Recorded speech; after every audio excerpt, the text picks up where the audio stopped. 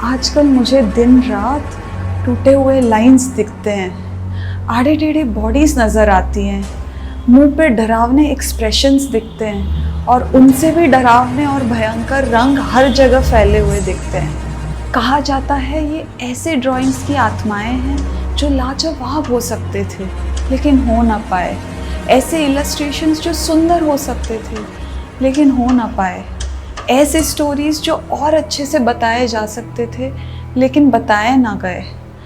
और ये आत्माएं तब तक ये दुनिया छोड़ के नहीं जाएंगी जब तक उनकी इच्छाएं पूरी नहीं हो जाती। और ये करने का एक ही रास्ता है, फंडामेंटल्स। रास्ता आसान नहीं है और अगर मैं वापस ना लौटी तो फ़क्र करना कि मैं लड़ते हुए गई।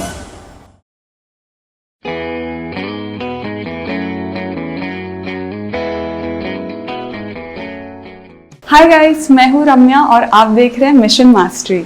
आजकल आपको इंटरनेट पे हर आर्टिस्ट से ये सुनने को मिलता है, You need to know the fundamentals to be a good artist. और अगर आपने मेरी लास्ट वीडियो देखी तो आपको पता होगा कि मेरी आर्ट जर्नी की शुरुआत में मैंने ये बिल्कुल भी नहीं किया था।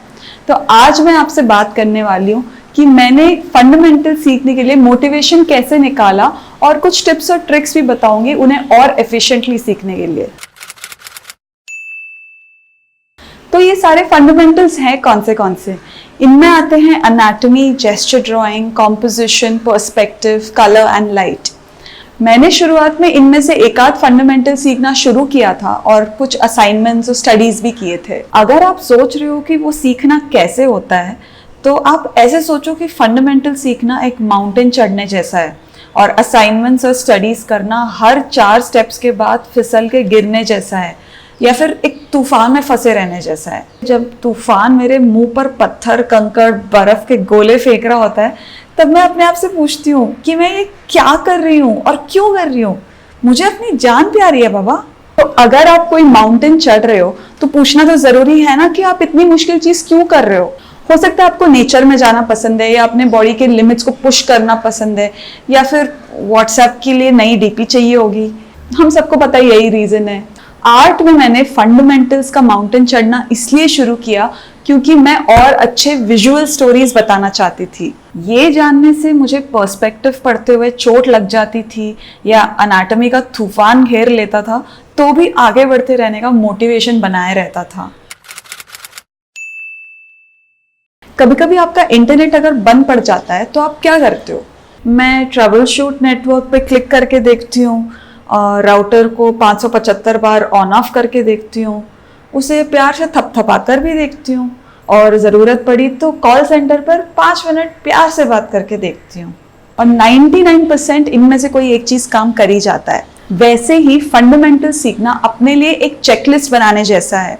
जब भी आपका आर्ट वर्क नहीं चल रहा होता है तब आप इस चेकलिस्ट के हिसाब से देख सकते हो कि क्या प्रॉब्लम हो सकती है और इससे ये भी पता चलता है कि आप अपनी आर्टवर्क की रियलिटी को अपने विजन के और करीब कैसे लेके जा सकते हो।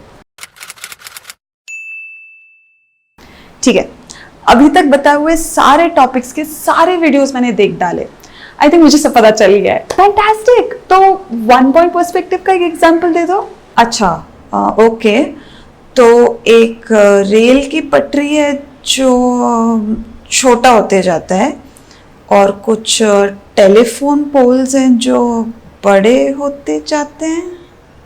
हमारे दिमाग में हम बहुत सारी चीज़ें एक साथ नहीं ठूस सकते और हो सकता है कि पढ़ते टाइम आपने एक बार तो फ़ोन में झांक के देखा ही होगा। ऐसे सिचुएशन में मुझे रिकॉल बहुत मदद करता है जिसमें मैं अपनी किताब या स्क्रीन को बंद करती हूँ और लेसन के मेन पॉइंट्स को खुद को रिकॉल करके बताती हूँ और उन्हें तुरंत अप्लाई करने की कोशिश करती हूँ।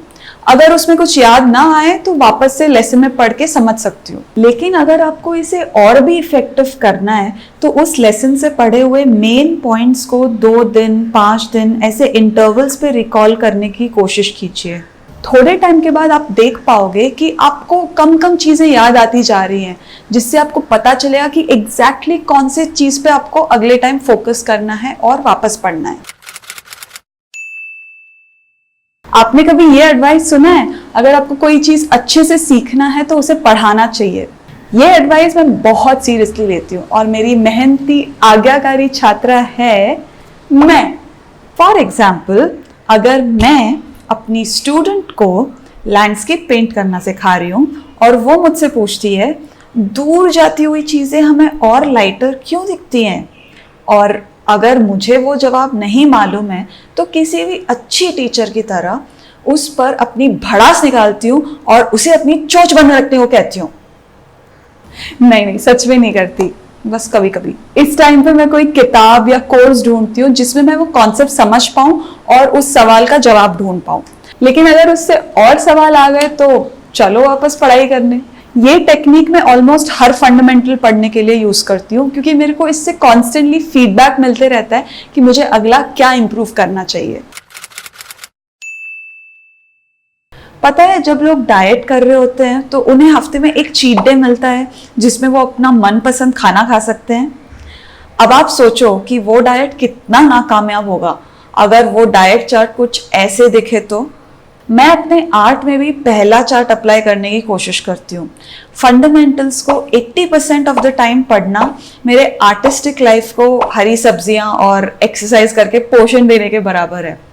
और जब मैं अपने चीट डेज पर उतर आती हूँ तब मैं सिर्फ ऐसी चीज़ें ड्रॉ नहीं कर रही होती जो मुझे अच्छे लगते हो, बल्कि मैं अपने फंडामेंटल्स के मसल्स को उसमें इस्तेमाल करके उसे और बेहतर बनाने की पोजीशन में होती हूँ।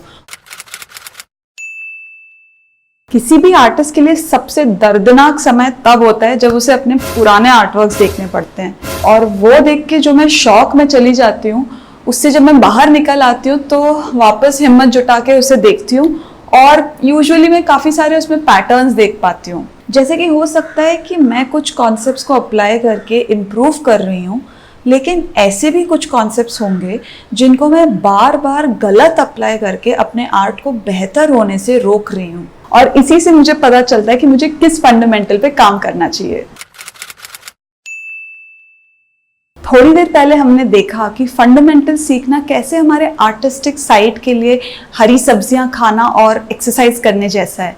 लेकिन अगर आप कुछ मेरी तरह हैं तो ये सब करने के लिए आपको थोड़ा पुश चाहिए होगा। और जैसे लोग वर्कआउट में मोटिवेशन पाने के लिए एक वर्कआउट बड़ी पकड़ते हैं, वैसे ही आप एक फंडामेंटल स्टडी बड़ी पकड़ो। आप लोग एक दूसरे को फन आर्ट चैलेंजेस दे सकते हैं, एक दूसरे को अकाउंटेबल रख सकते हैं, और अपने पूरे ग्रुप में एक हेल्दी कंपटीशन का माहौल बनाए रख सकते हैं जिससे सबको मोटिवेशन मिले। ये सारे स्टेप्स मैं हमेशा ही फॉलो कर रही होती हूँ, और इससे जो थोड़े बहुत मेरे स्किल्स बेटर हुए हैं वो बस एक बढ़िया सा बाई प्रोडक्ट है। इससे और भी अच्छी चीज़ ये हुई है कि मैं अपने स्टोरीज के बारे में और बारीकी से सोच पा रही हूँ, और उन्हें ड्रॉ करने से पहले और अच्छे से उन्हें बेहतर करने के तरीके समझ पा रही हूँ, और मैं कहाँ कहाँ कब गलतियाँ कर रही हूँ ये बार बार देखने से मैं अपने आप को और जल्दी सुधार पा रही हूँ और अपने प्रोग्रेस को भी अच्छे से माप पा रही हूँ। अपने प्रोग्रेस को इस तरह से देखना मेरे को तब सबसे ज़्यादा यूजफुल होता है जब मेरा बिल्कुल भी ड्रॉ करने का मोटिवेशन नहीं हो रहा होता है।